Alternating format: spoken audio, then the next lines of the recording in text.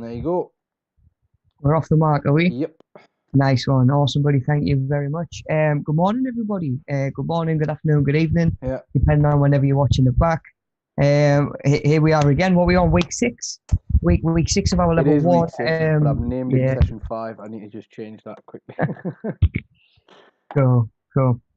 Okay, guys. So welcome back. What we're going to be doing this morning, sort of building on what we briefly looked at last week, we're going to be looking at sort of presentation skills, and sort of situations and different circumstances where you might need to use a presentation. You might be asked to do a presentation. You might just decide it's the best way to get across whatever information you're trying to sort of share with others. And there's obviously a lot of different stuff sort of available depending on the context of different ways that we would do these presentations. And of course, we're going to build to eventually you guys are going to go away, do a little bit of your own research as well on something that's really sort of close to your heart, something that you're really passionate about, anything to do with health and fitness. You guys are going to go away, do a little presentation on whatever it's going to be. That could be meal prep, that could be sort of maybe living with or sort of effects of an illness or a disability. I don't know, maybe is that somebody who it's affected quite a lot.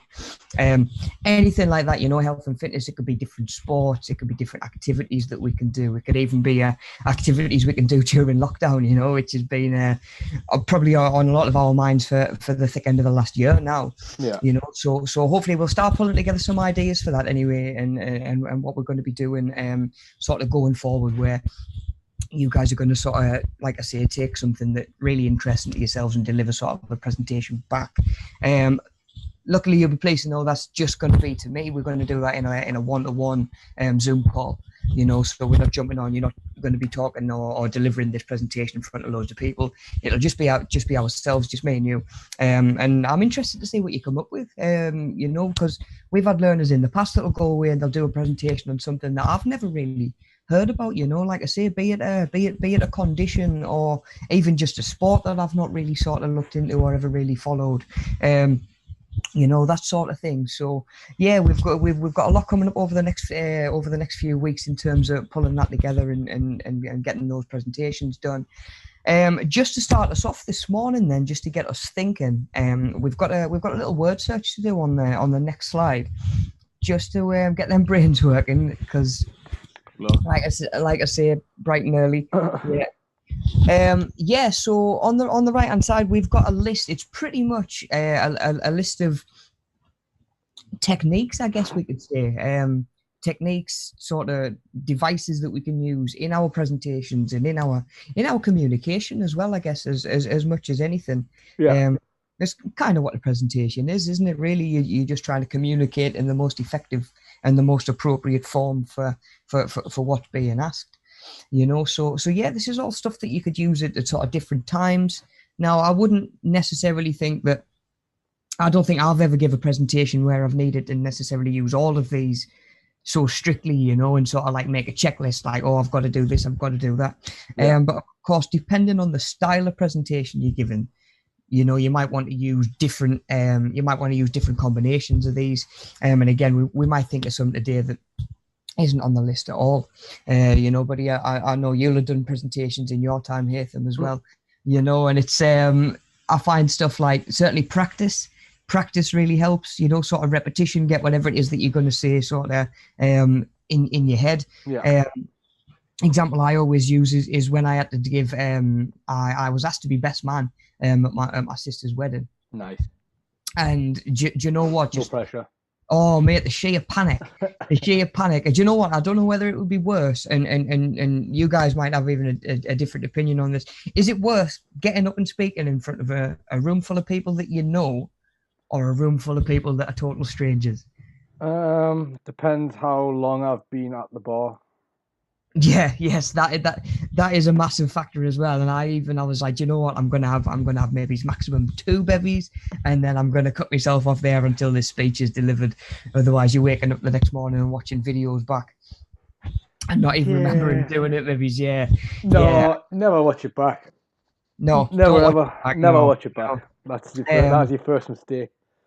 I definitely found it was more. I was more anxious about doing it, knowing that I knew both sides of the family. You know, Yeah. obviously bride and groom as well, because I was really close with him. So I found that to be quite worse. Having been working in a job for however many years, where I'm quite regularly talking to a room full of people that I don't really know, especially at first. Yeah. But of course, that's a different setting altogether in sort of like a gym environment, in a class environment, because people have turned up specifically to listen to me, you know, whereas in a sort of like a wedding speech or a best man speech, people aren't really there to listen to me. I mean, it's just part of the day. So even then, the way that I practiced for that, the way I sort of structured that and put that together, it was totally different.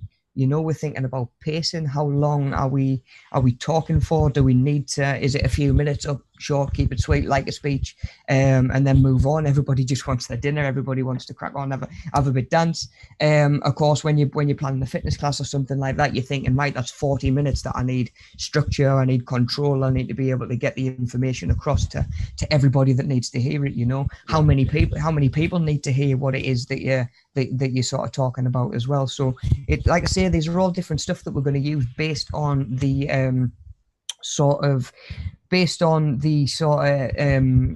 what would you say, sort of the circumstances of the presentation, you know, sort of Context. yeah, the context. That's the one. That's the word I was looking for, buddy. Okay, cool, guys. So if we're just going to take sort of 10, 15 minutes, we'll just look through, or you guys have a look through, see which ones of those you can pull out. So some of them obviously run forwards, some of them run backwards. I don't think, in fact, I'm going to double check before I commit to that. Yeah, there's no diagonals. There's no diagonals, and I think there's only one or two that sort of run vertical as well. So have a look in there, see what we can pull out. Just while we have a little bit natter, and like I say, if you want to dive in the chat as well, and just have a look at some of these tools that we've got at our disposal. So first of all, sort of like almost like a meet and greet. It's not really something I've ever used, you know, in the context that I've been given presentations.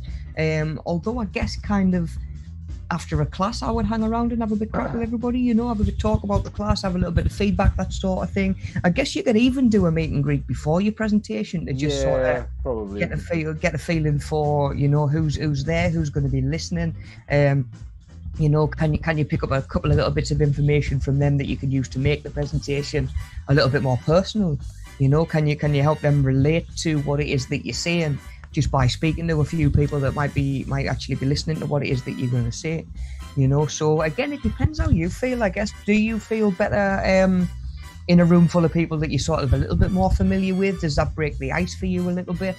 Or would you rather get up there in front of just people that you don't really know, do what you've got to do, and sort of, almost for lack of a better term, it's get it over with, isn't it? Yeah.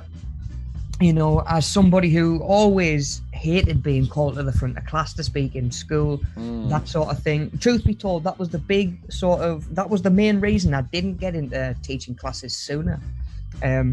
I was adamant I was only doing one-to-one PT when I started, to be honest. I was like, I work best on a one-to-one scale. Classes look quite hectic. Obviously, I like to get information across as clearly as I can. I wasn't sure if I could do that in a class setting. So I was one-on-one PT, like strictly. And then I met Mel, actually, funnily enough. And she'd said, you know what? I'm running some classes up at Bede, by all means, like Bede College. By all means, come and watch, sort of shadow, join in on a couple if you want, meet some of the members. Again, kind of like almost like a meet and greet sort of scenario as well. And then sort of seeing how it was ran, see how Mel did it, see how her sort of almost like members, I guess, were used to the class being run. Because, of course, you want to come in and make it a little bit sort of unique to yourself, but not so different that they don't really recognise it as one of Mel's classes as well, you know. So I actually got the chance to, I guess, do a little bit of a meet and greet with that, and sort of realising from there, you know, you've done it, then you realise you can do it, I guess. Yeah. You know, and sort of ran with it from there.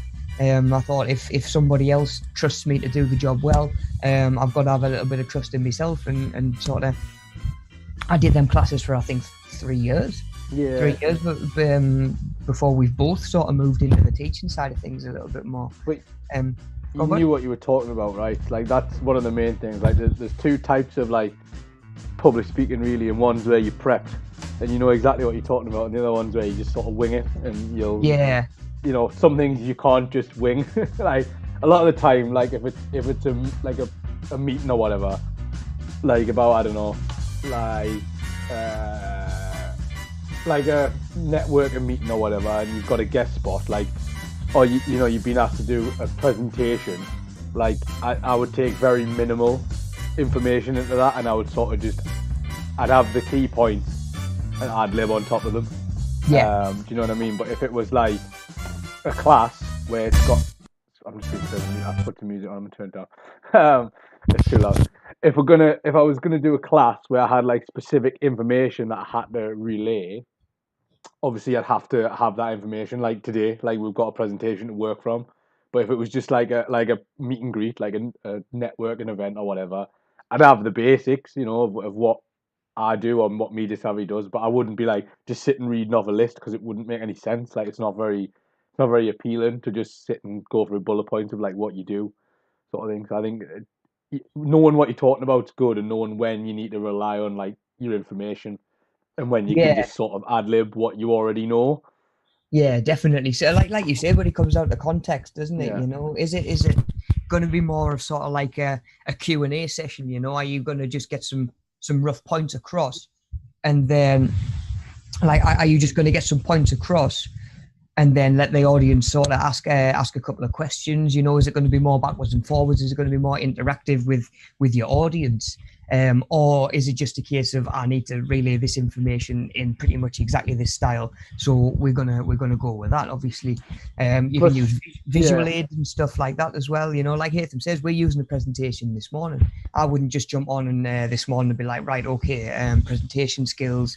Let's just sort of bounce some ideas around. It is, sometimes you need a little bit more structure, and like Hatham says, sometimes you can get away with it being a little bit more sort of a little bit more sort of free rein, isn't it? yeah. Especially if like, I mean, if you're doing like a question and answer sort of session as well. Like if it's like more of a workshop, you might have a presentation that you go through, but then that you take questions from people and that the subject evolves, like it changes. You're not necessarily talking about the same thing that's on the slide anymore. Like, Oh, definitely, yeah, definitely. And if you deliver that presentation in like separate places, yeah, several sort of instances, the different conversation groups, different the people. conversation's going to go a different way every single time. So Definitely. that sort of backwards and forwards Q&A is going to you're almost going to need to understand the subject so much better, aren't you? Because you could have so many questions thrown at you. You need to know, but you need to pretty much have as many of your bases covered as possible. That's not Yeah, to of say that course. if you don't know an answer, there's any harm in saying, look, do you know what? I don't know that at the minute. I'll go away and I'll research that answer and I'll get back to you or something like that. And there's absolutely no harm in saying, do you know what? I'm not really sure on that information at the minute. Now, the style of presentation that we're going to be doing on this course is going to be more of just like a poster, Yeah, so it's not going to be so interactive. As you're giving the presentation, it's going to be, like I say, between you and myself. But then if we were to say put that up on a classroom wall or something like that, does the presentation speak for itself by itself as well? Is the information all on there, or is there a lot that you would need to add? And of course, you're not going to be there every time somebody sees your poster. This presentation that we do this morning hopefully makes a little bit more sense when me and Hatham are giving it a little bit more context, padding it out a little bit more. Otherwise, it's kind of just a series of slides, isn't it? yeah, As opposed to if we knew that me and Hatham weren't going to be here talking as well, and the slides had to do the job themselves, the whole presentation would look entirely different. There'd be a lot more information on there. So again, just have a little bit of a think about how you want your presentation to come across as you're delivering it, and as well sort of when it sort of stands by itself. yeah, Okay, cool. So yeah, there's a couple on there that we've already mentioned. We've mentioned sort of even just taking a little bit of time before before you give an answer. We've sort of talked in the past about using something like it could be planned pauses, where you maybe planning in certain breaks, certain paragraphs. So you've got like the sort of natural flow of the presentation down, but it also gives you a chance to think, sort of collect your thoughts again. Even sometimes having a bottle of water. If you ever watch like comedians or performers on stage, stuff like that, more often than not, they've got a bottle of water or a drink of water with them. Of course, they might need that just to rehydrate while they're under the spotlights, and they maybe's got a bit of a sweat on. Like Lee Evans, if you've ever seen Lee Evans, he just sweats from the second he steps on stage, doesn't he? But it also works well for them just to have a chance, get your breath, recompose yourself. Where am I at, sort of in the presentation? What's coming up next, sort of thing. And again, there would never be any harm in just standing there, taking a deep breath, and just taking a second. Yeah. But of course, if you feel more comfortable using a bottle of water to mask that a little bit, or something like that, if it saves you sort of fidgeting with your clicker pen, or that sort of thing, shuffling your feet. It's good to take a question sometimes. That gives you a chance to have a little break. If you're losing your train of thought, or you're like getting tripping over your words and stuff, you get someone to interject a mile there, explaining what they're talking about. You just definitely. It's like a get out of jail free card, isn't it? Yeah, definitely. Same again, we've sort of mentioned how interactive you might want your presentation to be. Exercises, I guess, kind of like this word search. Exercises can help the audience get involved a little bit more, help them feel sort of engaged, and of course get them thinking a little bit more, because I know there's nothing worse than just sitting there for like 2 hours getting talked at, depending on how long the presentation's going to be. I remember when I passed my personal training course, part of the qualification that I paid for was like a 2-day business course down in London to help you sort of with being self-employed, all the finance side of things, mate. And we went in this company, this building down in London. We went down into like a glorified basement, and it was a projector and it was slides, and we were there for one full day, knowing that we were going back there again the next day and doing exactly the thing. And it was just soul destroying, truth be told. Like it really was. And there was no sense of like we had chance to sort of be involved. It was just sitting and listening, and when they're long days, we've done training courses, buddy, you know what it's like. If you ever get on a training course and it is just like info, and you've just got to sit there like a sponge and take it all in, just purely by listening. People learn differently. I'm more of a like see it and then try and do it myself. Usually learn the hard way kind of guy, whereas some people prefer reading, listening, watching, sort of more hands-on. We all learn differently, and same again, try and think about that. And of course, depending on the nature of your presentation, who needs to understand what it is that the presentation's trying to get across. Again, context is massive. Are you given a pitch for a business or an idea or something like that? Of course, the people that you're talking to, it's really important that they understand what it is that you're getting across. There might be other sort of circumstances where, and you might have a little bit more chance for just them to ask some questions, and you can maybe relay information back to them that way. Then we've got sort of more the visual side of your presentation overall. We're talking headings, structure, paragraphs, visual aids, diagrams, pictures, all of that sort of thing. What makes it interesting to watch, and sort of listen to the presentation, look at the presentation.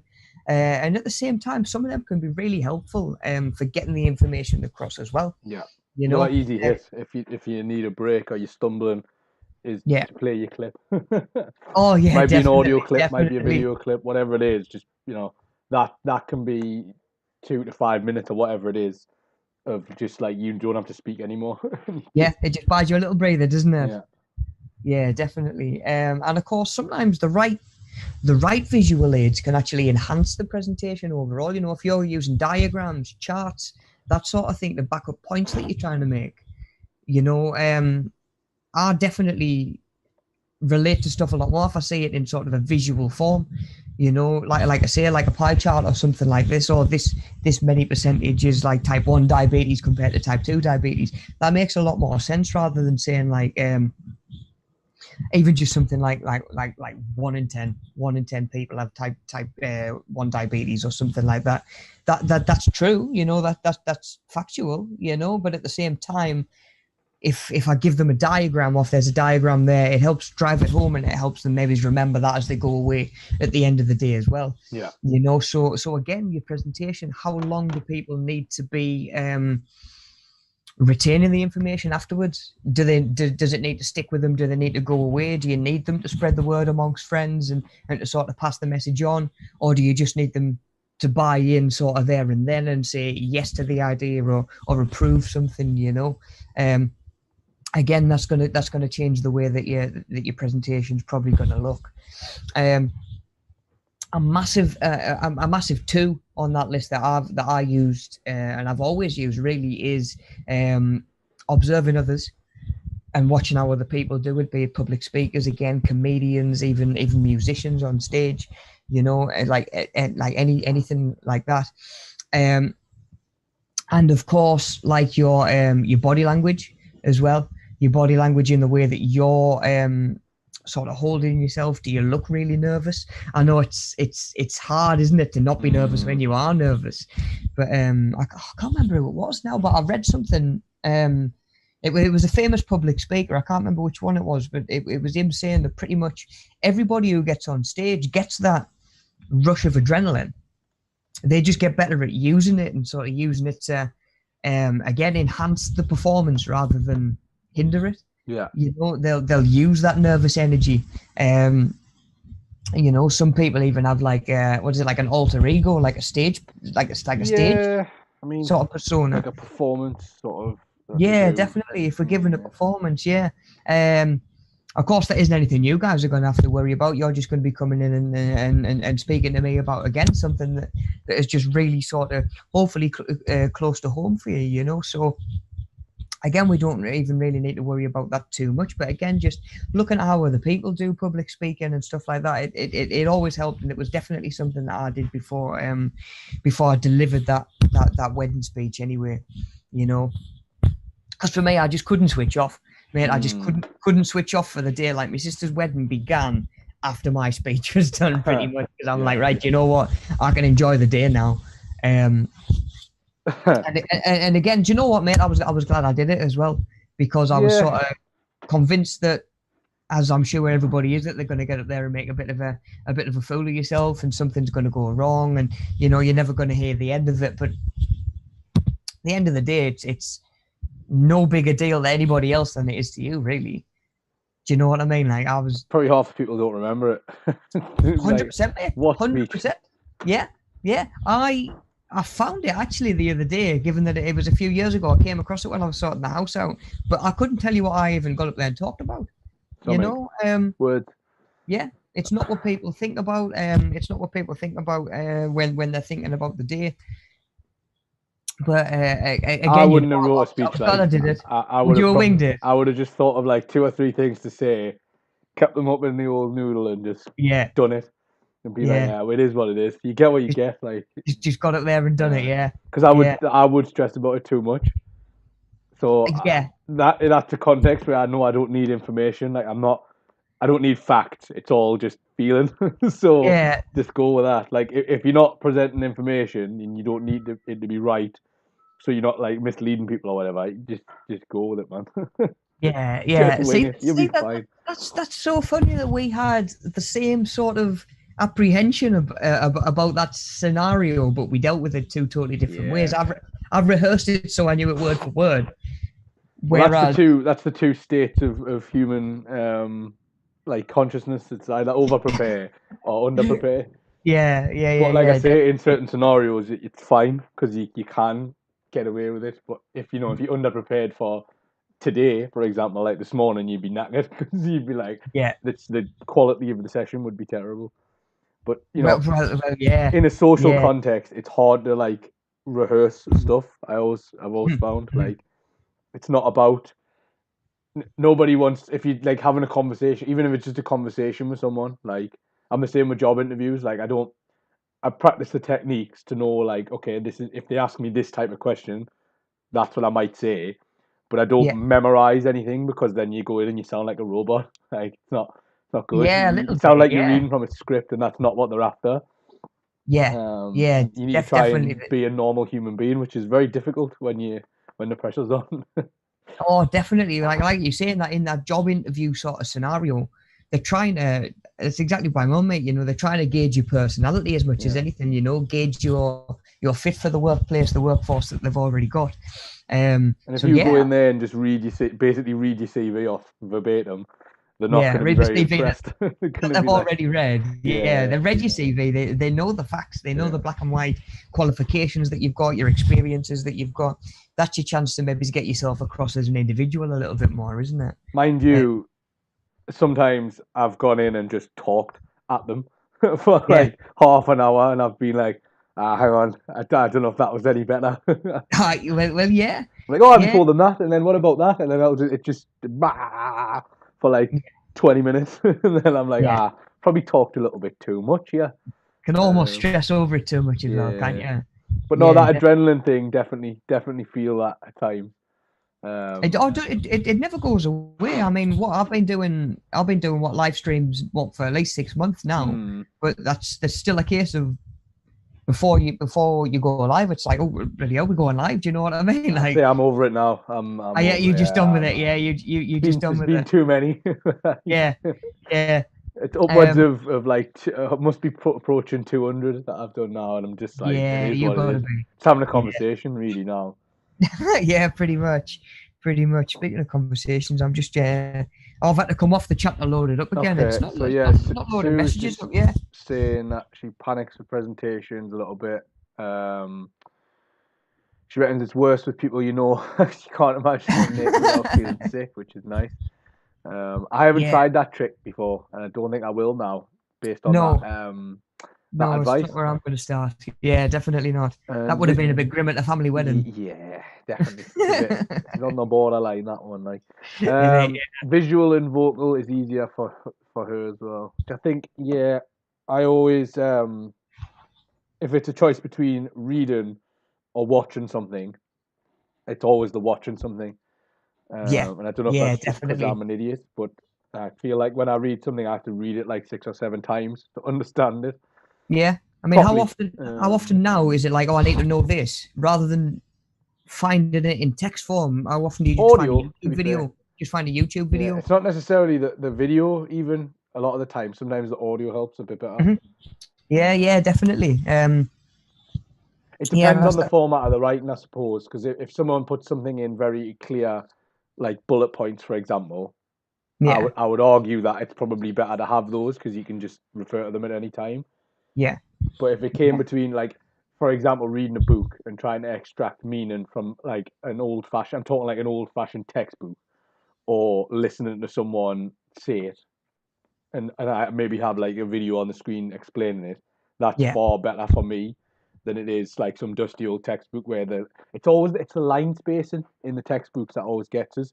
Just throw you off, mate. Yeah, I don't know what it is. Like I literally, like I'm thinking about a uni, I'd have to read like a chapter in a book like 3 times before I'd understand the point the What would like reader's sink making. in? And I was just like, Mhm.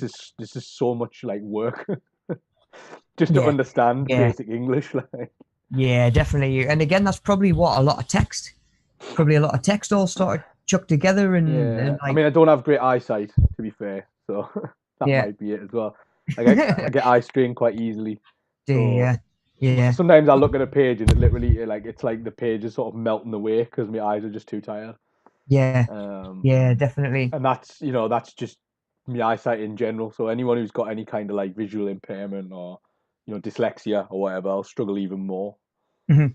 So Yeah, you've got to bear that in mind as well. That you've got people who, especially when you're doing a presentation, like especially when you're teaching, if you're teaching any mhm. subject, you've got to bear in mind that some people this information won't be accessible to them, Yeah, and that's fine because you can adapt it as well. You might create something, be it a poster, for example, and then someone's like, "Oh well, what have you thought about that?" And then you can always, if it's for a purpose, you revisit it and say, "Okay, yeah, we'll change it. Make it easier for people to read. Maybe But yeah, maybe the text was too small and people couldn't make it out. So the yeah, next time you do yeah, one, you know that you've got to make the text readable. You yeah, learn little things, you get there. yeah. Definitely, buddy. Definitely, good point. Right, guys, I reckon that'll about do us for the word search then. I see Hatham's already storming ahead and we've got the answers Yeah. up there. Nice one. You're Help going to everyone. Oh, be, there was an answer slide, man. I was going to say, Didn't you're going to see. be gutted when I tell you there's an answer That's slide. alright. I got Well, the at least the first one. guys have seen you mark off where they are as well anyway. It saves us going through and pulling out where they all are. Yeah. If you do want to take a few more minutes to just double check you've got all of them or before before you do move on, if you want to pause it there and finish up and just get caught up, by all means do. Yeah, cool. Right, guys. So we'll spin on then, and we'll start to just break it down from I guess like we're sort of saying the context, the reason for the presentation. So what reasons do we have for giving a presentation? Because of course, like we say, we need to know that before we can think about the style of the presentation. What do we need to put in? How are we going to deliver it? Are you given a lecture? Sort of almost kind of similar to what this is, or if you're at a university or something like that. Are you delivering just a lot of information about a particular subject, topic, field to a room full of people, pretty much, or to X amount of people? Then we've got training. Are you going in and a training presentation might be, again, a little bit more hands-on. You need to know that the people that are listening have taken away the information. If you've ever been for like first aid training or something like that, you're not just going to sit and listen to the information and make notes. You're going to be down. You're going to be doing chest compressions on a dummy. You're going to be doing like mouth to mouth, that sort of thing. Slapping someone's back to stop them from choking and all the rest of it. Yeah, all of that, do you need to have, just like we were saying a minute ago, that sort of exercises, activities, just to make the presentation a bit more interactive, to make sure that not only is the information sinking in, but it's reassurance for you as well, that the learners have, or the sort of audience has taken away what that they need to. If you are training and you need to write certificates out at the end and say, yes, this person's sort of qualified to be the only first aider on site at the minute, you need to know that that person has retained the information, of course. So just chucking a load of information and saying like, right, see you later, see you in 6 months for your next course. Yeah. It doesn't tick all the boxes. It doesn't really do what you need it to. Job interview is another scenario where you might find yourself needing to give a presentation. I've never done a job interview or had a job interview where I've strictly had to go in and say like, these are my slides. This is what I've put together for you. Like this sort of thing. I've never had to do that. I know some jobs do require that. It might be sort of like a pitch for an idea, or it might even be just pitching ideas that you can bring to the company if you are gonna go and work there. Yeah. I don't know. It might even be something like just your understanding of the field that the company works in, or something like that. Why you might be asked to. A job interview, like we were sort of saying a second ago, I think of as more like a chance to do a little bit more of a presentation for yourself, not necessarily through slides and through information and stuff like that, but it's your body language. It's your body language. Maybe it's your choice of language that you're using as well. I think PowerPoint like sort of ruined the word presentation because that's what everyone assumes it's going to be, but it's not necessarily that. Do you know what I mean? Like, so even if you watch like, I don't know, Apple and Google and Samsung, every year they do a presentation, and it's just them on a stage. It's the CEO on a stage with a video playing behind them, and then they come out and talk for like half an hour about what they're going to do that year. That's a presentation. There's no PowerPoint. They're not showing you some janky PowerPoint with loads of animations on it. Like, it's just they're getting up there and talking. And it's the same in a job interview. Like, you're presenting your skills and what you can do. Yeah, definitely. Just like you say, buddy, at like E3 or something like that, where we have these games conference. That is all these software companies come out and do, isn't it? I need to go and get the door quickly. No worries, while you talk about that. No worries, mate. Yeah, I'll sit and talk about games all day. Yeah. Where's Gary at when we need him? Oh, he's in the office today, isn't he? Yeah. Yeah, it's the same sort of thing. A presentation isn't always necessarily going to be a PowerPoint or like a look at this while I talk about whatever, and sort of pad it out a little bit. Sometimes you are just going into yourself. It might be a couple of, like Hatham mentioned, it might be just a couple of bullet points that you've memorized and you're going to expand on. You might know what you're going to go in and say sort of word for word. Again, it depends on you. It depends how you want to prepare and what's going to make you feel the most prepared going in. Because, of course, the more prepared you can feel, again, not to say that those nerves aren't going to be there, but the more prepared you feel, the less those nerves are going to be. If you're going in not feeling very prepped, are you going to be fidgety? Are you going to be nervous? Are you going to be shy to make like sort of eye contact? And really sort of talk with confidence and get yourself across why you might be the best person for the job. So again, a presentation can be more than just sort of like Hatham says, when you're thinking about PowerPoint and stuff like that. There's a lot more different types of presentations that we can do. The posters that you guys are going to do is just going to be another form, and we're going to actually get a look at those in a minute and the different types of presentations we might do. Health and safety, again, is kind of like a little bit of a mix of sort of like training, because you need to know that people's retain the information. Is there an assessment at the end of that? It's again, how are you assessing that the information is stuck with the audience? How important is it that the information sticks with the audience beyond the end of the presentation? So it's kind of like that lecture format mixed in with training as well. And then, of course, like an award ceremony. I mean, the it's not necessarily an award ceremony, but it's just made me think there. The Shine event that we do every year when we can. Yeah. That is a presentation essentially, isn't it? It's like, look, this is what we've done. This is what's been going on. This is what we'd like to move on and sort of do as well. And that's exactly the same sort of thing, yeah. Yeah, a little bit of speech and a rap from Mel one year, I think. Yes. A rap from Mel, yeah. As always, yeah. Yet to be topped. That's it. She set the bar high now. She set the bar. So yeah, award ceremonies as well could be like a sort of a presentation. If you've been to through a form of education and you've gone and picked up a certificate, that sort of thing. It's all presentations, and again, it's not necessarily to get a load of information across about, oh, this is the qualification that they've achieved, this is what they can go and do with it. Like, no, it's a little bit more, it's a load more informal, really, isn't it? It's a celebration at the end of the day.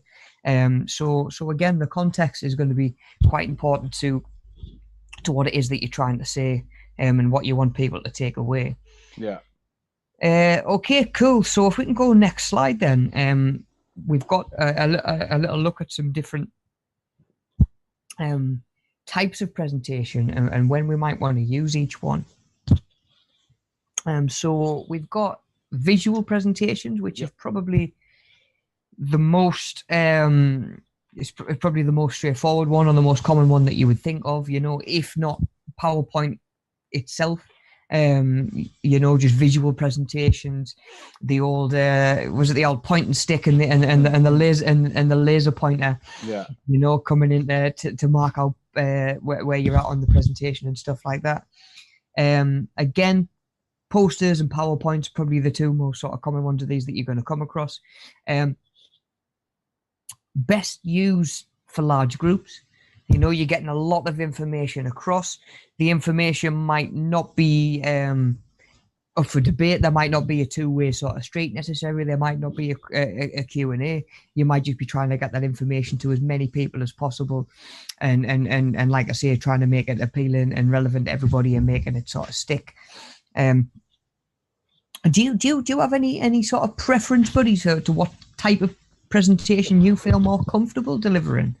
Or not? Not really. I mean, I try not to rely too much on like slides. Like I say, I put the PowerPoint. It'll be like bullet point information or Google Slides or whatever. I tend to use Google Slides because it's free. But it'll be like the the basics, and then within the notes, I'll have like all the text, so it's not overdoing it. On the side, like, there's not too much to read basically on the screen. And then I tend to send out the slides so people can read the like if they want to, there's more information in the notes that go along with each slide, which Yeah, obviously it's like, yeah, and I include like the links and stuff to wherever I've gathered or where there's more information. yeah, like sort of Um, supplementary so information sort of thing. it's Yeah, largely visual, like it'll be bullet points, images, videos, that sort of thing. yeah, yeah, Try and keep it as and make it interactive as possible as well. yeah, Like build in plenty of pauses to do something or show them something and take questions and answers and that kind of thing. Obviously, yeah, it's a bit difficult when you're doing stuff online. Um, like you have a break from the presentation and you say, right, we're going to do this. Like if we're doing it live, it's next to impossible. So I would just say, pause it here and try that. Or what I want you to try after the presentation is this. yeah, Um, yeah. and then And jump on Zoom and stuff. But in person, like you would just pause and you'd start the activity sort of there, yeah, and get yeah. people working. And that's what we'll be doing hopefully sometime soon. Well, yeah, fingers crossed. Fingers crossed. So yeah, again, that sort of links in with context, doesn't it, as well? Yeah, When, where, how are you delivering the presentation? Who are you delivering it to? It's going to call for different sort of techniques and I would different. say out of them, coaching's probably the easiest one to do because Yeah. you're normally doing something like it's got a specific purpose of what you're doing, whereas like a presentation might not be. It might just be them retaining information, like health and safety, for example. Like there's not a lot Mhm. they can physically do. There's exercises and stuff like quizzes and all that sort of stuff. But Yeah, of if course. if they're coming in and you need to, I don't know, set up a new phone, a new smartphone, that's Mhm. something you can visually show them and they can visually do sort of in front of you, and you can take them through the steps. Yeah, yeah. Whereas like a health and safety training, there's not much they can physically do. Um, to demonstrate it. Do you know what I mean? Like Oh, definitely. the Yeah. face to face sort of coaching is the more enjoyable one to do because you're a bit more active. Um, I think so as well. Yeah, which having good. done because obviously the majority of my work for so many years was pretty much face to face coaching, PT. really. And of course, again, that's not even probably something that you'd think of as a presentation. Yeah. It was work. I was just working with a client and trying to get them results in the gym. When at the same time, every bit of information that I'm trying to get across, every exercise, every sort of teaching point, flatten your back, stick your chest out, that sort of thing. Don't lock your knees out on the leg press. That sort of thing. It's obviously really important to get it across clearly to the point where I would feel comfortable saying to somebody, right, go away and do that without me there to watch you, you know? Um, because of course that was another thing I had to think about. Um, am I going to be then asking these people to do these exercises or to use the information I've given them Yeah.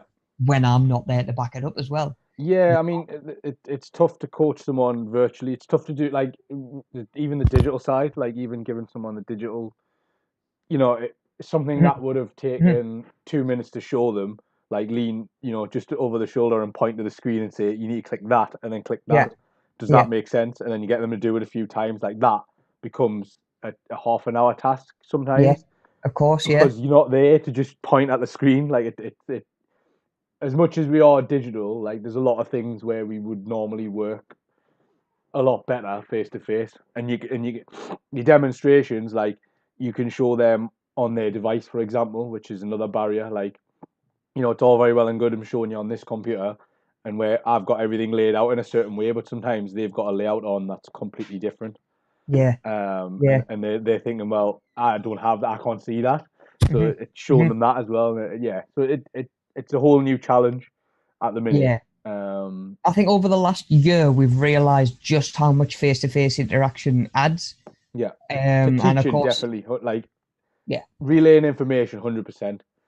yeah, yeah. Um, I, for all the PT sessions I've done over the years, I couldn't even begin to start coaching somebody through like like a video call or a Zoom. well, You just yeah, I mean, the only way I've seen it done is people record. like a workout and you go back through it and say, you know, when you're doing, I don't know, your squats, your back's not arched, your 100 Yeah. over, like, things like Mhm. that. Like, you know, you're giving them feedback on a video, basically. Well, yeah, pretty much like our workout videos that we've got on the channel. Yeah, Like the way I've done them is almost as a presentation of, right, this is how we're going to do these exercises. This is how we're going to do it safely. This is what you can try if that's not working, or you know, it's giving you a little bit of pain or something like that. As opposed to me just doing a workout and filming it and saying, right, guys, you sort of follow along. yeah, Um, and again, even just the way I've done the videos and broken them down and taken time to explain every exercise, that's the most control I can have over it, really. You know, I can't be there to make sure that those tips are being followed, but at the same time, I've made sure that they're on the video as well. You know, which has, you know, it's a scale at the minute, isn't it? It's a case of doing what you can as best you can for the time being. yeah. Obviously living with restrictions and stuff like that as well. But there's definitely there's no substitute for face to face in a lot of ways. I would say anyway. I think it'll be. I think you've got to be able to do. If you're going to be doing something where you've got to do presentations a lot, you've probably just got to try them all and find a style that suits you the best Yeah, for what yeah, you're doing as well. Like context is, like I say, important. Like Rob said earlier, it's important. You'll get some yeah, people who just rely entirely on like videos and that, which is fine. Do you know what I mean? I've been to training in the past where you could tell it wasn't particularly their subject area, but they've been asked to do it, and it's like that's always tough because if you're not an expert in what you're talking about, you know you're gonna at some point gonna get found out, and you're not gonna it's not gonna be great. Um, yeah, but yeah, they definitely. rely a lot more on videos and things like that. But as long as they get the information, I think it's fine. And as long as you make like an adjustment, if you know someone's saying I'm struggling with this, like you help them out to Well, of understand it. course. Yeah, yeah, and that sort of thing comes with time and a little bit of experience as well, Yeah, doesn't it? You know, what can go wrong and what to do if it does go wrong. But and again, don't practice for stuff that you're never gonna do. Pointless sitting up and rehearsing a presentation for like a job interview if you're gonna go in there and just talk about like your experience and that. yeah, yeah, Um, definitely, definitely, yeah, that's a good point as well. I'd imagine that falls almost under the sales sort of one where you know you're trying to sell your what you can offer basically to that Yeah, company. yeah, you're trying to sell whatever you've got. This it's exactly the same if you were to go on the Dragon's Den. Do you know what I mean? If you Yeah, were to like a go pitch. Yeah, onto definitely. Dragon's Den and pitch to Duncan Bannatyne and the Deborah rest of, Meaden and yeah, you I don't know. know who else is still a dragon to be honest. No, I'm not sure actually. But you would go in with all the information, all your stats, all your sales, all your business info. If you just go in and end up talking about a load of other stuff, it's not going to get you very far, is it? No, Well, like you definitely say, not. if you've rehearsed all your sales info and stuff like that, and you get in there, um, but at the same time, if all you know are those figures and they start asking you other questions as well, you Yeah. know, you're going to be a little bit snookered. Like Hatham says, sooner or later, they're going to find out whether you actually do know really how much you know about the subject that you are talking about. You know, and sales is a big one. You know, and like you say, buddy, I guess a job interview is very similar in that. Yeah, you're trying to almost sell yourself, aren't you, and get yourself across the benefits that would come from hiring you. You know what you could bring to the workforce and to the environment as well. Yeah. You know, so again, that style of sort of presentation when you're trying to convince, aren't you? You're not just trying to relay information. You're Oh, trying to definitely. convince Yeah. somebody of something. There's You a know, you point to need, it. yeah, a little bit more influential. Um, and then of course we've got our educational videos. You know that might be again similar to what we're doing this morning, your presentations, but then you know there's going to be some visuals in there. There might be even, like Hatham says, little videos, little clips that you might have that you'll go to. You know, that might even just run for 30 seconds or a minute or two, you know. Break it up a little bit more, give the audience something to listen to that's maybe not your voice for a little bit, you know, Yeah. or again, just break up the text, you know. Like I say, if I'm watching a presentation and they flick to the next slide, or it just looks like if it comes up and it's just like a wall or a slide full of text, I'm like, oh man, here we go. Do you know what? Yeah. Do you know what? I'm just going to let him talk to us about this, and just try and take it in. Whereas if it's bullet points, you'll go, okay, bang, bang, bang, bang, bang. This is what this is going to be about, and then you might even be a little bit more engaged with what the speaker's talking about, and you're definitely going to be more interested in what's actually being relayed over to you, because you've not been sort of put off by this just sort of block of text, which is it's again we can come. Yeah, we can come back to what we mentioned earlier on. Can you have headings, subheadings, little sections, little paragraphs? Oh yeah, Gary's just said what wall of text. Yeah, being sick, little face. Yeah, that'll do it. Doesn't help. That'll do it, mate. Yeah, definitely. So yeah, there's a lot of different types of presentations. So we can move away from that idea, maybe of just thinking like, right, it's always going to be a PowerPoint presentation. Hopefully by now you guys watching back, we're realizing that we're going to be doing a poster. Yeah. Which is it's almost like a different type of medium, really, isn't it? So again, is your poster going to be sort of more bullet points for you to talk about, and to sort of keep you right? Or is it going to be have a little bit more information on there? So yeah, you can stand and you can deliver the presentation as well, but it can also do a job when you aren't there. Can it go up on the wall somewhere and people can just go over and read in their own time? Yeah. Because that increases the scope, really, of the people that you can hit. There might be a lot of people that can't make it to your presentation as you're giving it, but if your presentation can, like I say, speak for itself without you there, and it's got enough information to sort of stand alone, you don't know how many people are going to read that poster over the years once it's gone up, or even like a poster that we might put up online, flyers, that sort of thing. You don't know how far it's going to go if it can get the information across that it needs to. Do you know what I mean? Like if I just put like if I just wrote the names of a couple of media savvy courses and blasted them out onto like a poster and put them online, it doesn't really help anybody. Who are they for? Yeah, definitely. Who do we look to? Who do we look to help? Who could these courses be the most beneficial to? So again, getting the right amount of information on there for what you want the presentation to say and how you want them to say it is going to be important as well. Okay, so we'll roll on to the next slide then, buddy. So we've got an idea sort of when presentations might be needed. We've got an idea what different types of presentations we might have at our disposal that we can use. What tools we've got, what we've got in the old toolbox that we can pull out as and when we need it. Yeah. So hopefully by now you're starting to get a little bit of an idea of something that you would like to do your presentation about, something that again is going to be something that's quite close to home. We're going to get a look at some examples next week, actually, that some of our learners have done in the past. And one of them was on meal prep. And it was a learner who, he wasn't just stepping into meal prep. He wasn't just starting meal prep and he hadn't just read about the idea of sort of meal prep. He lived it every day pretty much. He was preparing meals for the next day, the day after that, maybe it's a full week's worth in one go, to the point where he actually had some insights that even I hadn't really thought about, as someone who sort of meal preps through maybe his busy periods or times where I'm struggling and not really got the appetite and all that sort of thing. When there's barriers in the way, that's when I'll try to meal prep a little bit more.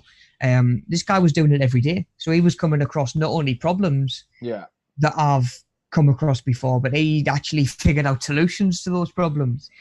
So again, it was something that, just because it was something that he did every day, and he knew a lot about, he was actually he taught me something. It was really interesting presentation to have a read through, and pick up some different ideas. So again, anything else, exactly, yeah, buddy. Fresh perspective. But anything that is sort of important to you, that you feel is close to your heart within the health, fitness, well-being side of things, is fair game. We can pick from any of those to do this presentation on. Yeah. So yeah, hopefully, it's not like you've got to present a sales pitch for a product that you don't believe in or something like that. It's going to be something that you know about. Yeah, you chances are you're gonna know more about than I do anyway. Hope so. That's the Pretty plan. much, yeah, definitely. Okay, so where do we start? Oh, Gary's actually in the chat, and Gary's done one of these in the past. Yeah, he made an anxiety poster. Yeah. Just on living with anxiety, kind of day in day out, and again, anxiety and anxious feelings are something that I'm sure everybody gets and everybody experiences, but that can't give you any idea what it's like really to live with that day in day out. Yeah. And the extent that it can go to sometimes.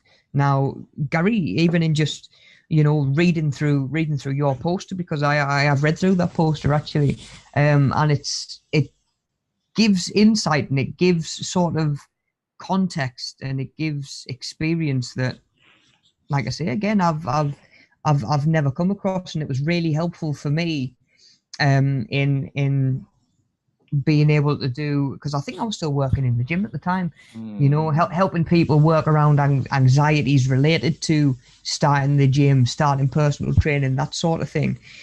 So again, it gave me perspective that I just through my own experiences don't have, which is sometimes why people are listening to a presentation, just to get that extra insight. Yeah, definitely. I mean, like you say, fresh set of eyes. Yeah. Something you've not perhaps thought about in the Yeah, past. yeah, 100%, buddy. Okay, so where do we go from here then? So where we're gonna go from here? We're gonna pick a topic. It doesn't matter so much if you haven't got it down by the end of the day. Spend a little bit of time over the next week, just really sort of locking in that choice and being happy with the decision and the choice that you're gonna make. From there, you're going to go away, and of course you're going to do a little bit of research on it, depending obviously how up to scratch you already feel. I'm sure there's a few of you might just feel, do you know what, I'm going to do my poster on this, and I can fill a page on that. Yeah. For some of you it might be actually cutting down and sort of trimming what information you're going to put on there, and maybe even decide what to leave off. Yeah. But again, that's something you can decide once you've picked your topic. Doesn't matter, like I say, it's not the be all and end all for today, whether we get that topic down, but it is something that we're going to work on in the workbooks over the next week. What we can start to think about is know your audience, which in this case, that the audience is me, and I'm sure everybody knows as well enough by now. Hopefully, certainly not enough or enough to realize that it's nothing to stress about, or to feel anxious or worried about. But of course, maybe, if you're feeling adventurous, can you think beyond delivering it to me and sort of doing it as part of the course? Can we think a little bit further ahead, like Gary maybe, and think, right, you know what? I'd like to put something together that the guys at Media Savvy could put up in a classroom or something like that, Yeah. Like I say, some of these are really, really, really sort of valuable and resourceful to me in terms of, like I say, helping me sort of research and look into different topics and stuff like that as well, So all of those posters that I read through are really helpful, and really sort of insightful. So if you're feeling brave and if you're feeling adventurous, maybe try and think about it in the context of, right, okay, I'd like this poster to be able to go up on a wall and get the information across without necessarily me needing to be there to sort of talk over the top of it every single time. So that's something we could think about as well. But of course, know your audience. At the minute, it's just me. If you're thinking any further than me, think about who it's going to be. Is it going to be further media savvy learners down the line? When I'm doing this course in future, and I'm saying, oh, do you know what? This person from the time the course ran knocked this up. Let's have a look at that. Are you doing anything with other groups that you work with? Exactly. Yeah. Yeah. Are you part of any voluntary groups? Do you do any other work for anyone else? That sort Yeah, of thing. These are the skills you can carry over into that whatever it is you do and whatever message you're trying to get across. yeah, 100%. And you know what? At the end of the day, if it is something, if you're picking sort of like an activity or something like that, you might decide, do you know what? Even just getting out for a walk and stuff like that, rambling, hiking, getting out and moving a little bit more. Yeah, You can almost use this as almost sort of like an advocacy for it, can't you? yeah. This might be a presentation that, yeah, you deliver it to me for the course, but it might actually go on to within, like you say, buddy, within certain other groups. No, It definitely. might actually inspire other people to get a little bit more active and actually start doing it. So is your presentation trying to inspire that in anybody, or is it just deliver the information? Again, it's going to be different from presentation to presentation. So we've got know your audience. Of course, the main points that you'd like your audience to know. Yeah, What do they need to take away? What is the outcome? What does the outcome need to be? Do you need to assess whether outcomes have been hit? Again, when it comes to awarding certificates and stuff like that and signing people off, giving a qualification, again, not so much what you guys need to think about, but presentations that we might use in the future. How can you make sure that people have taken away what it is that you're trying to get across to them? And of course, before we do that, we need to know what points you are trying to get across. yeah, Um, are you trying to talk about symptoms and sort of effects of living with a disability or something like that? Again, is it a sport and you're trying to get across the main health benefits of that sport? That's that sort of thing. So what exactly is it that you're trying to say, to the audience? We're not just picking a subject, taking like handpicking a load of information, slapping it on a poster and saying like, right, there you go, yeah. Like a job done. Wikipedia article, like sort of. Pretty much, yeah.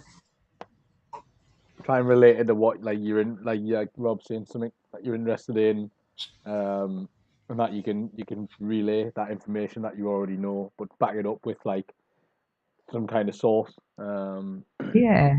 Again, coming back to that sort of one-to-one sort of face-to-face coaching style. Again, like I was delivering my coaching and my personal training in a certain way because, like I say, I needed to know that the information had sank in, and I needed it to be sort of clear. The Yeah, purpose was so people could listen to it and then go away and do the exercises safely. That was the purpose of it, really. There's education and trying to help people get the most out of their time and their training. But the, yeah, the most important thing for me when I was delivering a new exercise, especially a new exercise, is how do we do it safely? How do we not hurt ourselves to the point where other little sort of little problems. details about the technique Yeah, can come in time? If we can make sure that you're not going to slip a disc and throw your back out doing a squat, can we worry about sort of angle of knees or sort yeah, of angle of your chest later on? Um, and again, as the emphasis moves away from safety and more accuracy and technique, I guess sort of looking back, the style in which I would coach and the information I would give would be totally different. You yeah, know, so again, I guess it all comes down to what it is you want your audience to take away and to know. Is probably as important as the context of the presentation in general. Who are you giving it to and when. Then we've got our what we would call sort of like an order of delivery. So I guess structure. If we're going to call it that way. Like this morning, I know that we're starting. We're gonna start with a word search.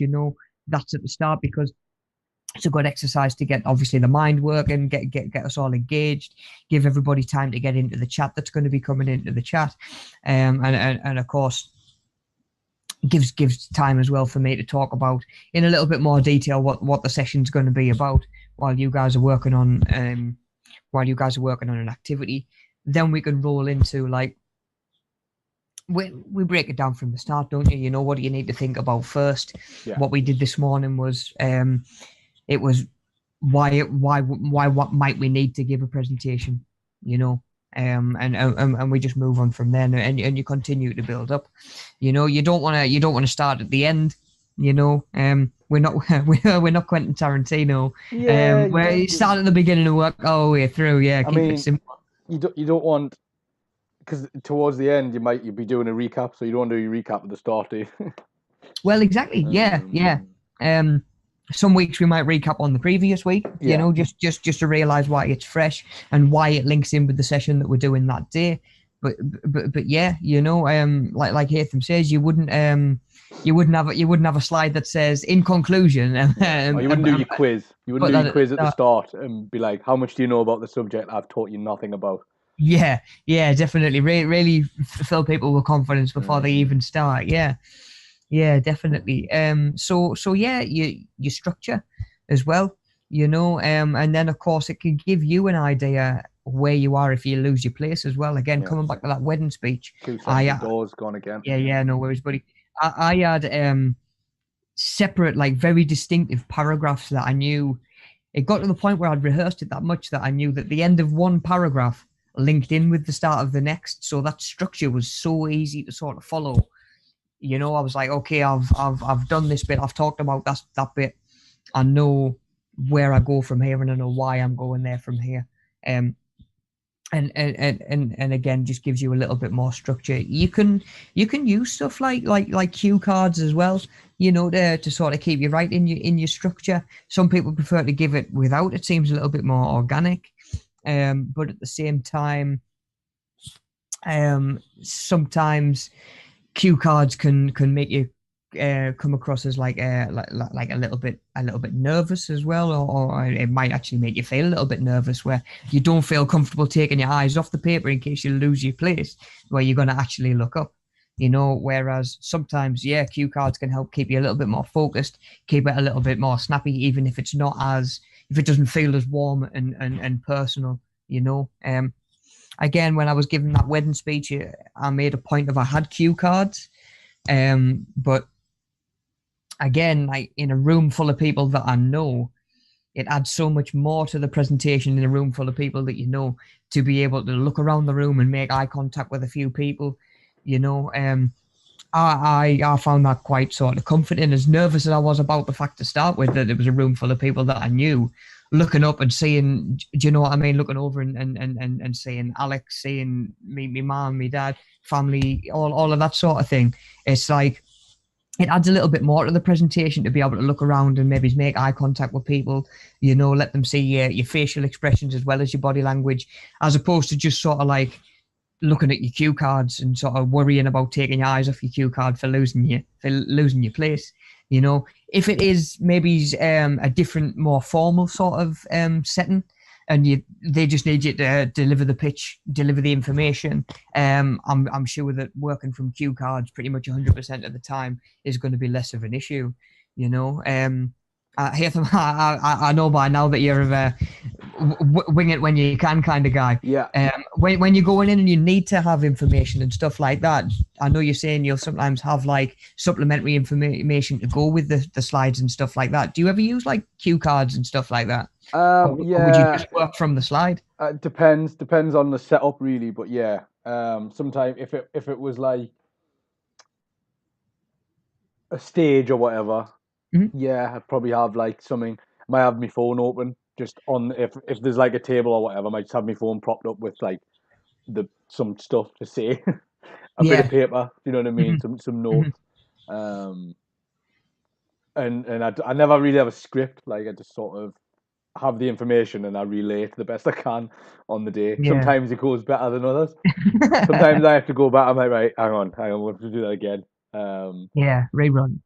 But there's nothing worse, in my opinion, than like reading directly from me, because I feel like I'm not doing a good job of saying it. So I would never do like a script, but cue cards work really well, where Yeah. it's just like a Could, bullet pointed list.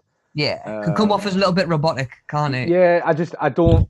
I have no enthusiasm when I'm just reading straight off of the slides, and then you'll see that like this, and then I fade away in and out, so I have to like Yeah. I Yeah. had to construct the sentences myself.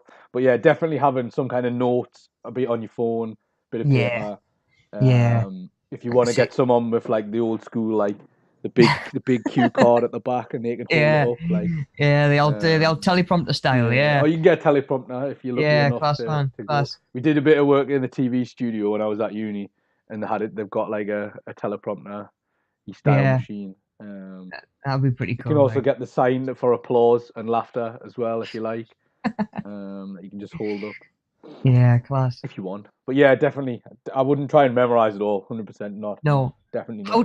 how do you feel if you sit down to listen to a presentation and the person giving the presentation is just purely working Ah, from cue cards? Does it affect your? it's fine. It depends on the style of like delivering it. Like I say, if they're reading directly from a script, I'm likely to fall asleep. Yeah, It's too yeah, robotic.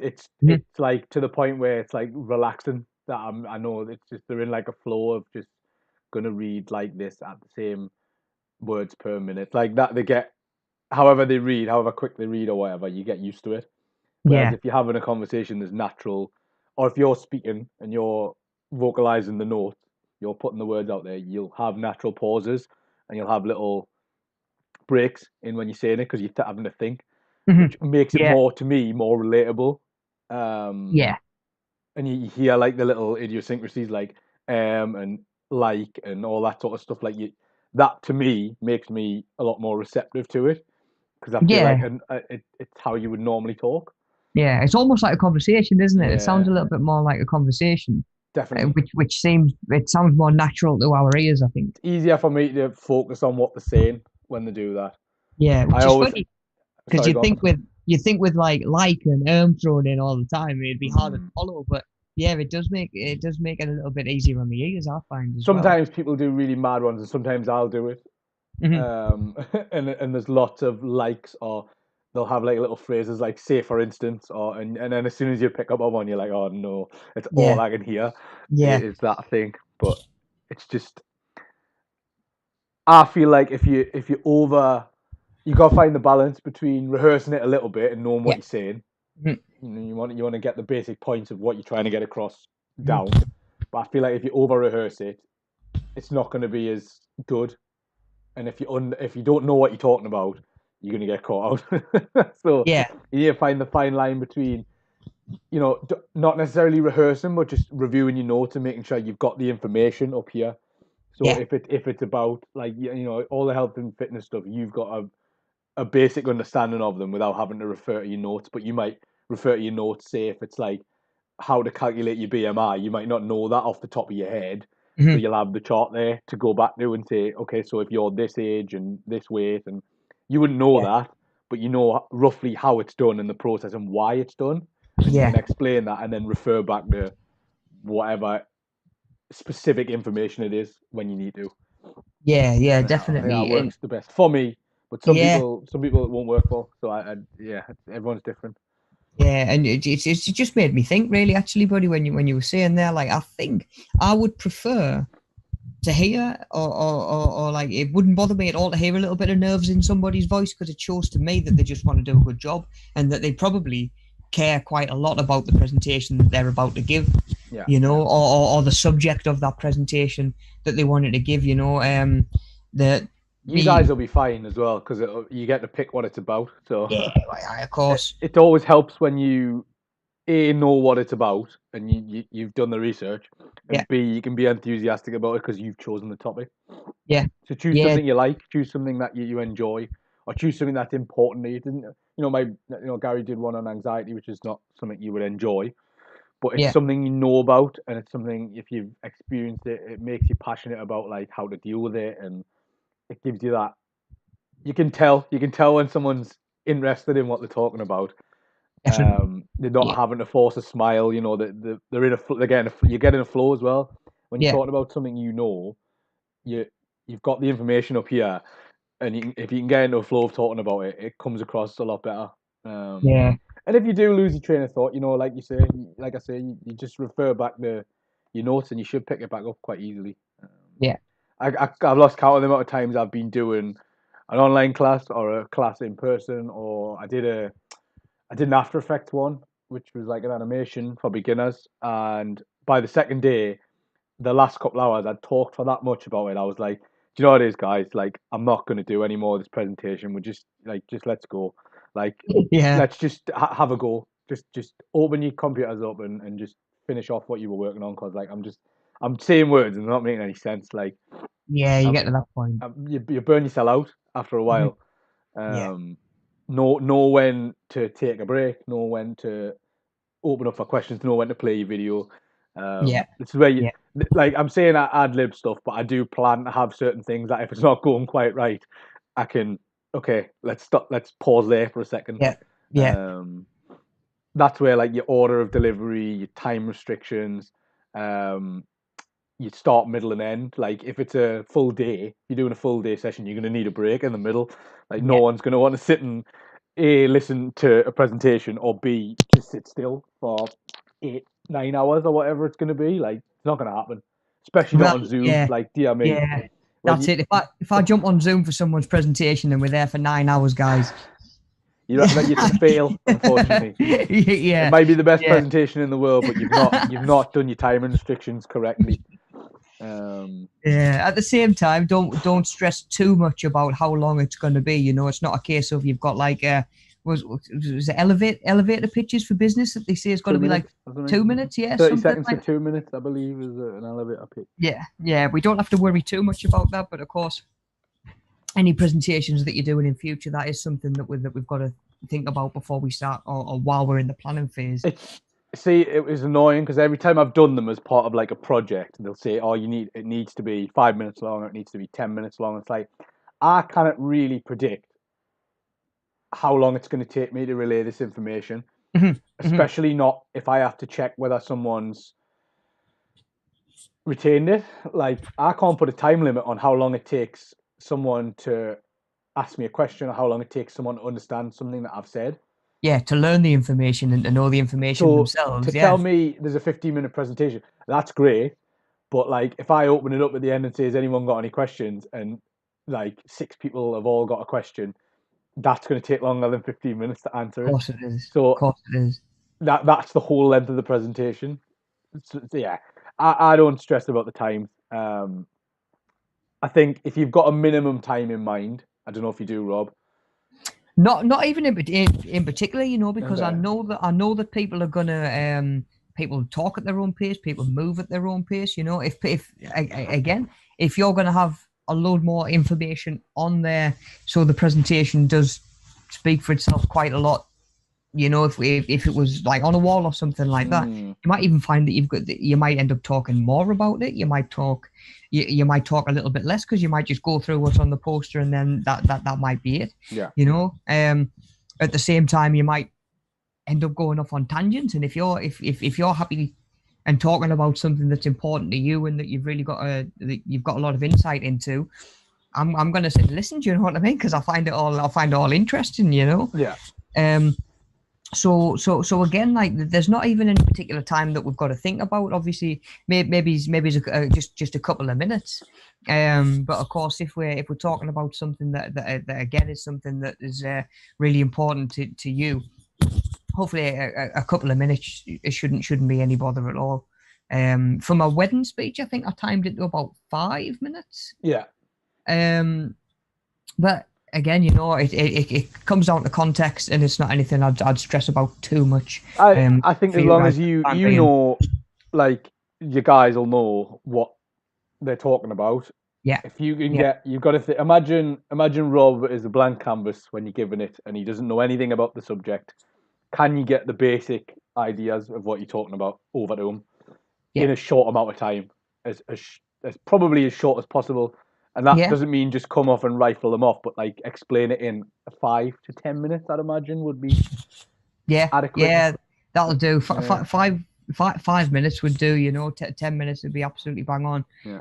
Um, so again, you know, don't stress too much about that. And if you go over or if you're slightly under, that's fine. You'll be all Yeah, right. that's it.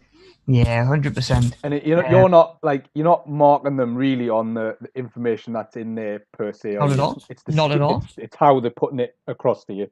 Yeah, yeah, Yeah, definitely. Of course, so that in future we can go away and use these presentation skills elsewhere. You know, wherever that might be sort of asked of us, and we'll be ready to rock. Yeah.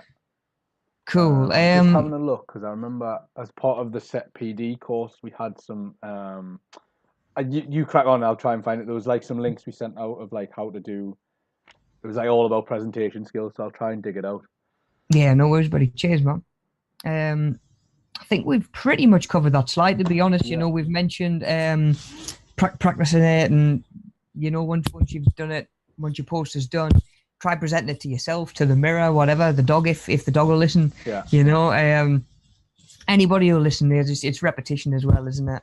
Don't if you picture whatever Michael Scott would do and do the complete opposite of that.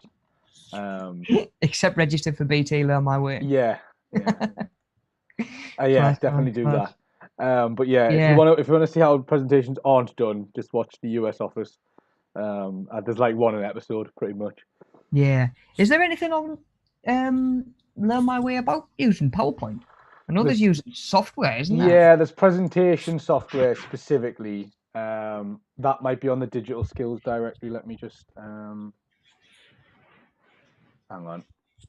I'll find that. I'll sort that out. No worries, mate. Cool. I'll push on. We've only got one more slide to do anyway. Cool. It should be up now. Okay, cool. So yeah, just to sort of finish us off for today, really. Looking at just different visuals that we can use and how it's going to sort of engage the audience and get them listening to and staying sort of engaged and focused with what it is that you're saying. Of course, we've got pictures that we can use. The old saying, a picture sometimes says a 1,000 words. Yeah, exactly. Don't know what those words always are like, but no, depends on the picture. Hopefully the relevant words. Yeah. At the same time, they can break a slide up. They can add a little bit more context to what it is that you're trying to say. It can be a picture of whatever it is that you're talking about, sort of in action.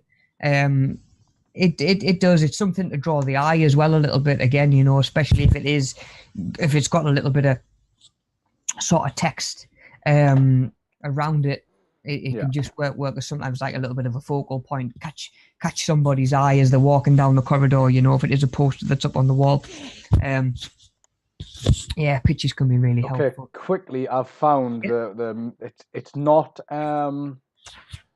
just to interrupt while I'm on the topic, while I remember, it's not Learn My Way. It's still run by them, but it's part of the Make It Click campaign that they did, which is basically an expansion on the Learn My Way website. But if you go to it, I'll put the link in the chat. But if you go there and if you register, ask for your name, email address, password, and your center. So if you are registering and you want to do any of the resources, if you just type in Media Savvy in there, that one will come up there. So Media Savvy CIC, which is 800-4051. That's our center, and that'll register you with us through this service. Yeah. And then anything you complete, we can see that and sort of mark it off as that you've done it. But if I go to subjects, and there's one presentations. So one of the subjects is presentations. Awesome. Click on it. There's 18 resources. Now, some of them link to a Learn My Way. So on the logo there is Learn My Way, which is these guys have created that. Some of the other ones will link to like Google. So like Google videos. Some of them are blog posts from around the web, like experts that they've pulled together. There's guides and stuff on how to structure your presentation, how to speak in public. There's free images, so they've got links to, you're talking about pictures there. They've got a link to a website called Unsplash, which is copyright free images. So we can take a quick look at that actually. So when you go through the Make It Click thing and you do your different subjects, it'll tell you whether it's an external website or not. So this tool opens a new tab or window. Do you want to continue? Yes, continue to Unsplash. And it takes me to this website for free, high-res images. So if we did, I don't know, let's say you were going to do a presentation on running. I always feel like I'm compelled to say it like Forrest Gump, and I don't know why. But there, for example, you've got these free pictures of some people doing some running. Cool. Some of them look very precarious, like this dude's on the edge of a mountain, which, to be honest, wouldn't be too fussed about doing that. Like, No, um, no, it's not my first choice of places to no, run.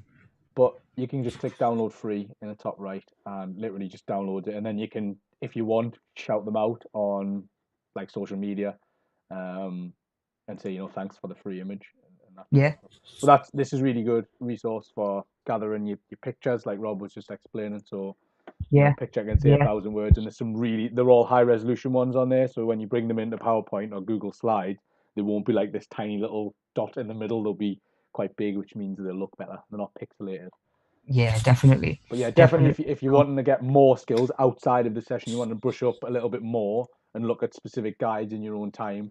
This I'll put the link to that one. So the subject is presentations on there.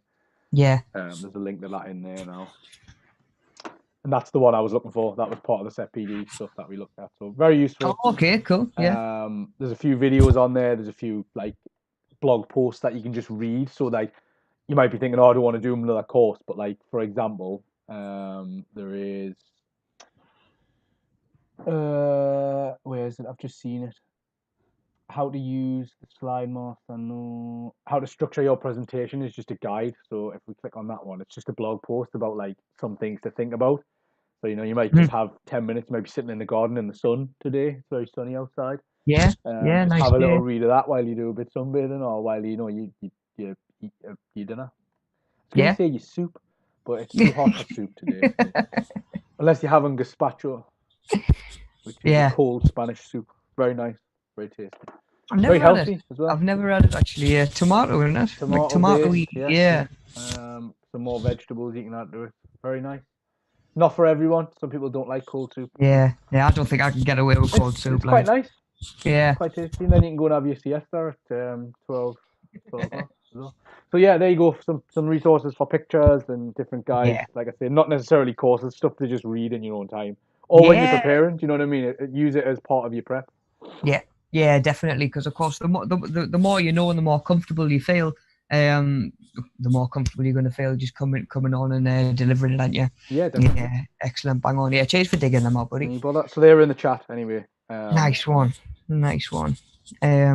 Okay, cool. So, got pictures. We've even gone one step further and hooked you up with a bank full of uncopyrighted pictures as well. So they're all there if you do want to use any diagrams. I'd sort of mentioned earlier on charts, that sort of thing. Maybe it's a graph or a table showing how sales have gone, or again, relating it back to what you guys are going to do. It might be how many more people are doing the sport now compared to 10 years ago, or whatever. Sometimes that's a little bit easier to get across in like a diagram or a chart or a graph or something like that. Of course, we always want a good strong title so people know what they're in for. It might be the first thing that they see. It might not be the first thing that they see. They might maybe see a couple of your images first or whatever, and they're scanning around the page. Maybe, if you're doing a poster, maybe your title's not at the top. Maybe it's smack bang in the middle, nice and central, and you've got like a spider's web sort of thing coming off from there. Yeah. That sort of thing, but a good strong title, it just lets people know what they're learning about or what they're going to be learning about. Some situations they're going to know what they're meant to be learning about. If they're interviewing you for a job, they know full well that they're going to be sat there listening to points about yourself, listening to stuff about you. If they've attended a conference for whatever, maybe it's to help with their own skills or something, they know that that's what they're there for. At the same time, no worries, bud.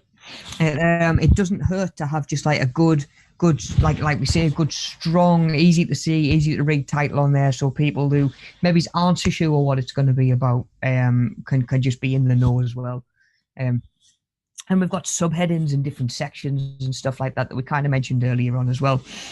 You might have, again, if you're talking about meal prep, you might have a section that is all to do with what you do when you're at the shops.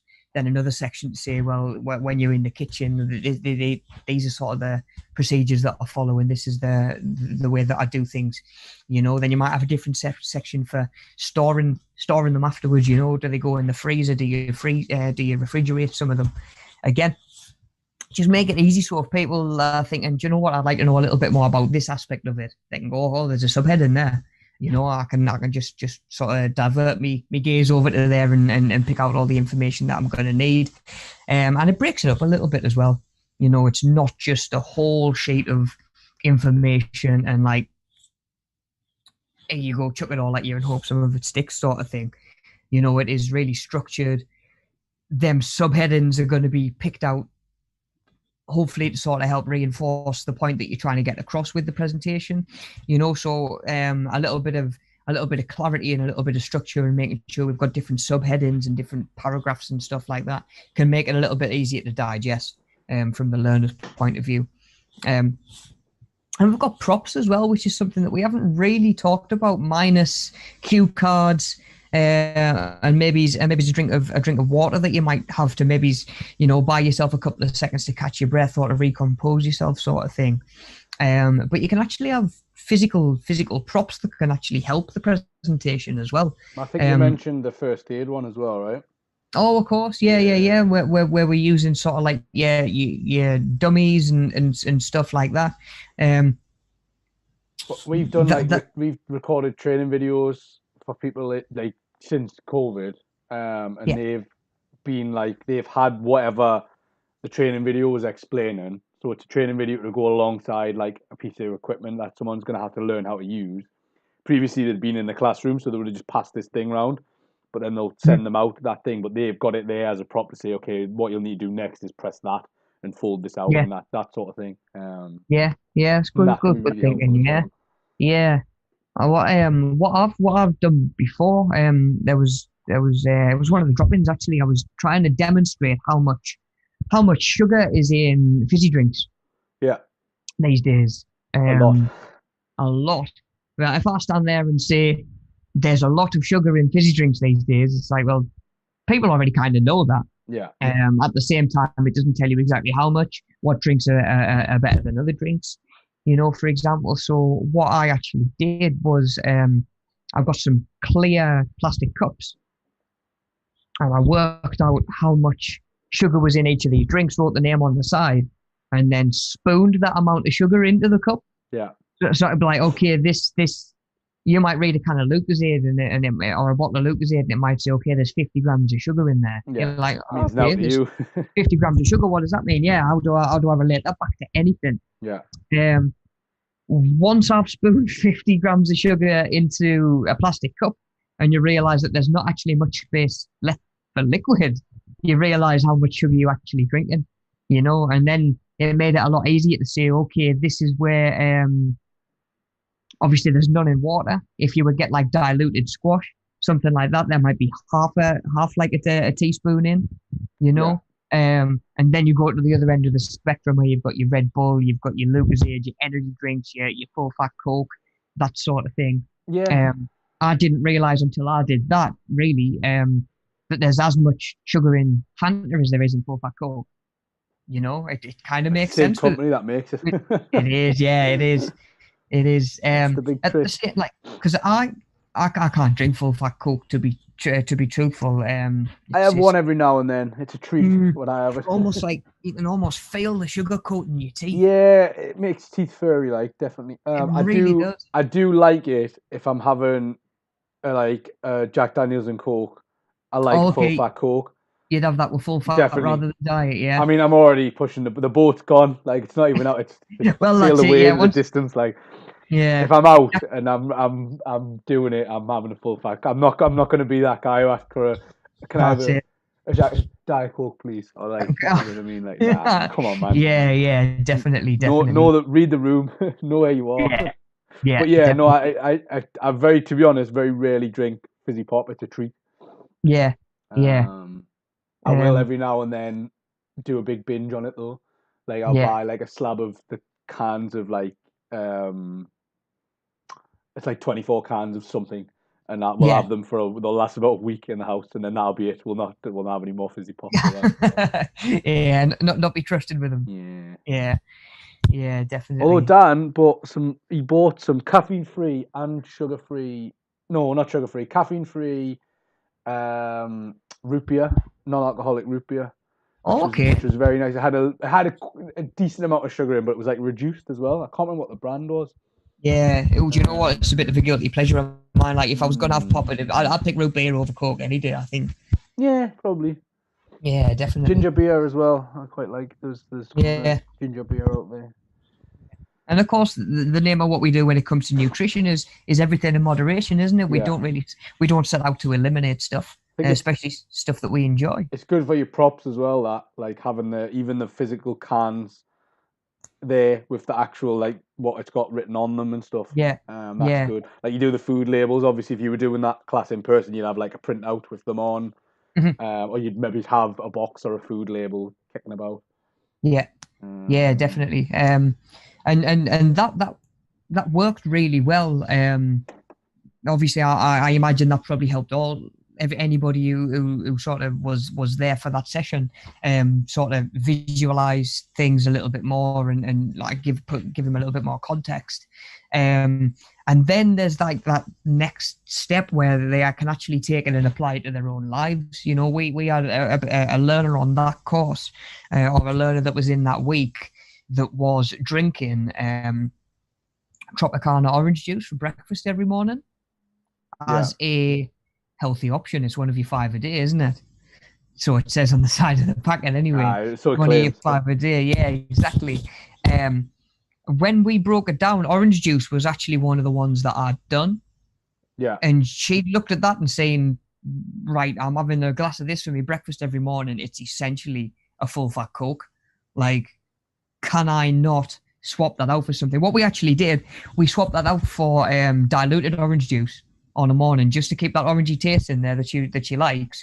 But we saved, I think, 40 grams of sugar every morning.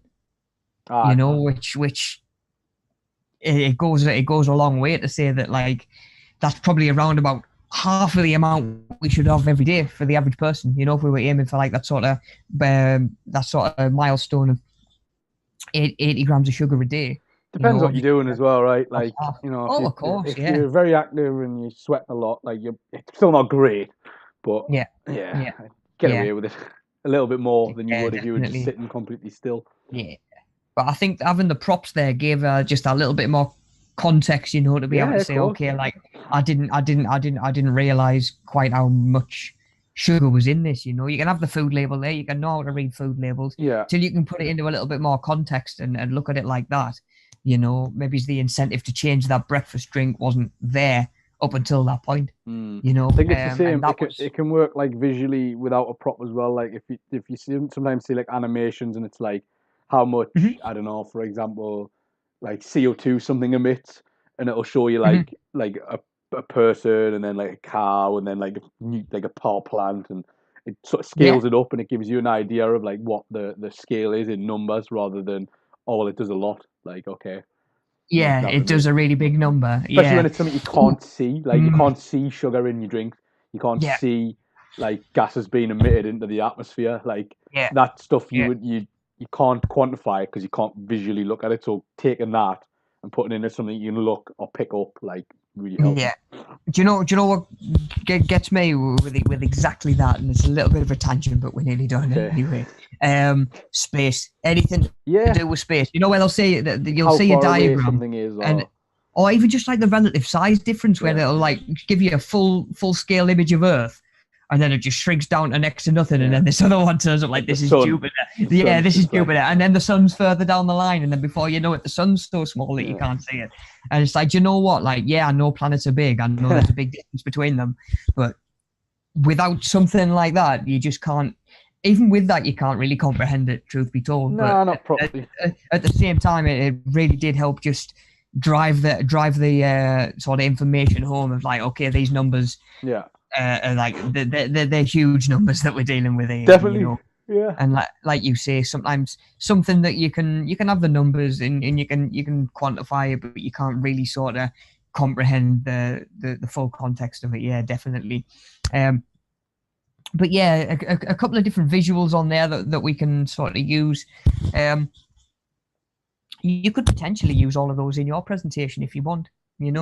Just thinking there's not really any of them that aren't really relevant, or you might struggle with props a little bit because it's obviously going to be like through Zoom. Yes, of course, yeah.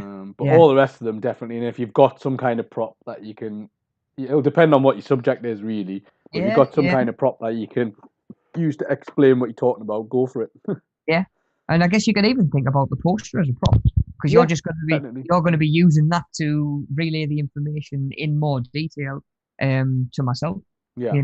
So yeah, you're already going to have your poster to be sort of thinking about and stuff like that. So that might be all the props that you actually need. Yeah. Yeah. But like I say, hopefully we're getting some ideas now about what it is that you'd like to go away and do your poster on. If you're not sure about anything, or you're thinking, do you know what, I'd like to do that, I'm not sure whether that is strictly what Rob's looking for, just drop me an email. Do you know what I mean? Give me a shout. I'd hopefully everybody, by the time we get round to next week's session, or when you get round to watching next week's session, if you are watching back, you'll have an idea what your presentations are going to be on. Maybe even have a few ideas what you're going to put on there as well. And then we're all in the same boat, sort of from next week onwards as well. So yeah, as soon as you feel ready as well, I know we're going to do a bit more work on it next week, but as soon as you feel ready, please, again, just drop me an email. We'll sort out that one-to-one Zoom call and we'll get it done. Because I know, again, hopefully nothing for you guys to stress about, but I know there's nothing worse than being ready to do something and having to wait. Do you know what I mean? Like I don't know if I've mentioned to you, buddy. Actually, when I did my spin assessment, I was the last person to turn up, and he was like, "Oh, who wants to go first to do the demonstration?" And of course, nobody put their hand up because nobody ever wants to go first. Who waltzes through the front door at that time? It's me. Turned up. He was like, "Right, Rob, you can go first." And do you know what? I was cursing him. I was cursing him like, "Oh, I can't believe you made me go first." But then I did my 5 minutes, and that was done. Yeah. And then the rest of the day, I just got to sort of enjoy what everybody else had put together, so it was almost a blessing to have it done. So yeah, as soon as you feel ready to do yours, let me know and we'll get it boxed off and get it done. That'll about finish up, when we get to that point, that'll about finish up the presentation skills workbook that we're going to have a brief little look at now, and you will just be sort of getting your first look at this week. But yeah, as soon as you feel ready and ready to go, we'll get those done. So just let me know. Yeah, cool. Right, mate. Before we blast on to just have a quick little look at the workbook, if we can just look at the very last slide that we've got there, just in case. Again, like I do every week, just putting it on there so you guys have got somewhere to come back to just see sort of the takeaway from the session and what workbook activities need doing without needing to sort of listen through 2 hours of the session if that is all that you're looking for. Of course, when you're doing your workbooks, you can obviously come back and use the session again. They're not tests, they're not exams, it's not a memory test. By all means, like I say, come back and revisit the sessions. It's only going to help, obviously, everything just sort of settle in and make a little bit more sense.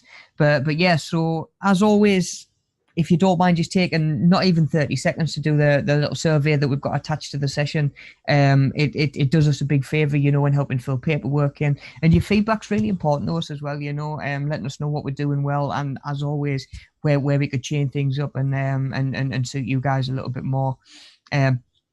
Workbook activities for this week are going to be pages 1 to 4.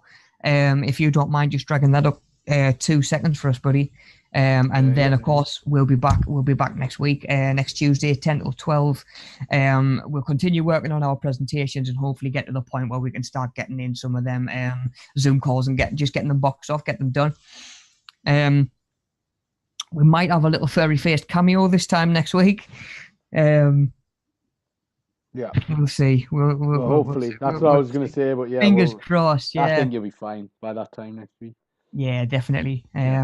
Get them settled in, yeah, definitely. So, all to look forward to. Cool. So we've got the presentation up there. I know we haven't. We've got the workbook up there. Pages, yeah, 224 anyway, yeah. So we've done outline the reasons for using presentations. 3 examples why they might be used. We sort of covered that at the start of the session. Presentation styles and when those might be used, pairing them up. That's page 2. Page 3 is just pretty much listing what you need to do now, be it researching this, finding where you're going to get pictures from, sourcing different resources that you're going to use and stuff like that. So identifying the main steps in the planning and preparation of a presentation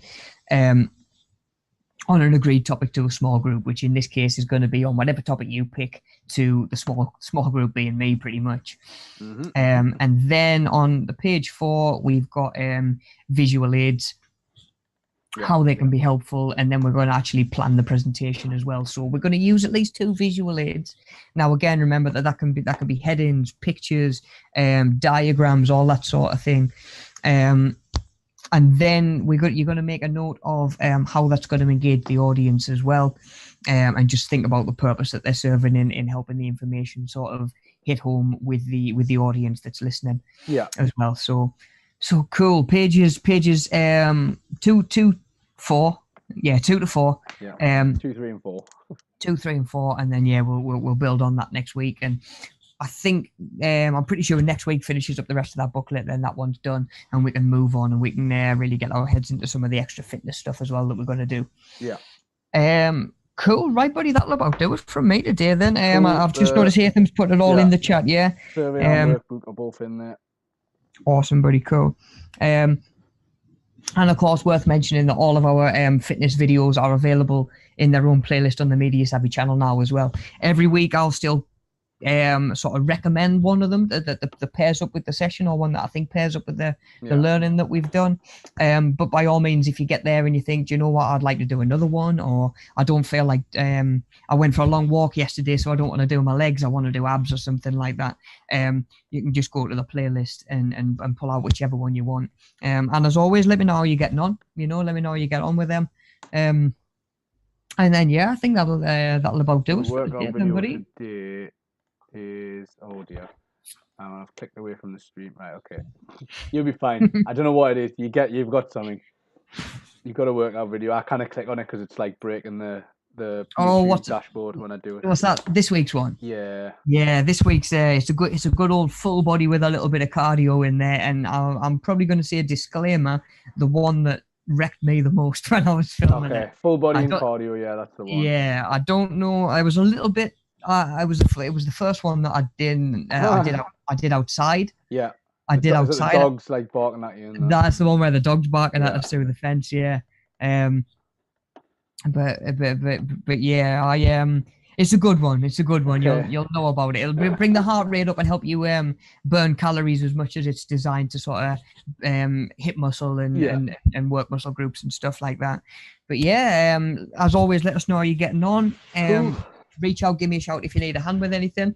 And failing that, we'll be back next Tuesday, same time. Keep the ball rolling. Thanks for tuning in, guys. Thanks for jumping in the chat and having a big crack. Have a good week and stay safe. I'll see you next week. Ta-ra. Take care. Right, that is